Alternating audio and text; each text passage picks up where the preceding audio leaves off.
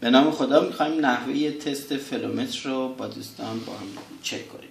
ابتدا ولتمترمون رو روی 20 ولت دیسی قرار میدیم. همونطور که ملاحظه میکنید 3 رشته سیم داریم که توسط حسگر فلومتر به برد کنترل ارتباط پیدا کرده.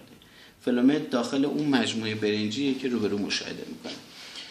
2 تا پایه های ولتمترمون رو روی سیم های حسگر فلومتر میذاریم. ببینید بین پایه مشکی و زرد ما حدوداً 5 ولت برق داریم. پایه مشکی ما پایه گرند یا همون اتصال بدنمونه. پایه مشکی رو با سیم زرد قرمز میگیریم، دوباره همون 5 ولت رو داریم. اگر بخواید چک کنید میتونید یکی از سیما رو توی غیر اون پایه مشکیه بزنید، ببینید دوباره با اتصال بدنه همون 5 ولت رو داریم. میخوایم ببینیم که وقتی شیر آب گرم رو باز میکنیم چه اتفاقی میفته.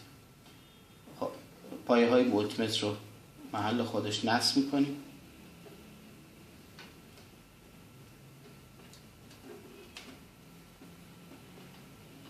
حدوداً 5 ولت دوباره برق داریم اینجا. با باز کردن شیر آب گرم ولتاژ تقریبا از 5 ولت به 2 ولت و نیم کاهش پیدا کرد. به محض اینکه شیر آب گرم رو میبندید دوباره این ولتاژ برمیگرده سر جای خودش. شیر آب رو مجددا باز میکنیم، ولتاژ کاهش پیدا کرد. هرچی شدت جریان بیشتر باشه اینجا اعداد بیشتر خودشون به تغییراتشون نشون میدن.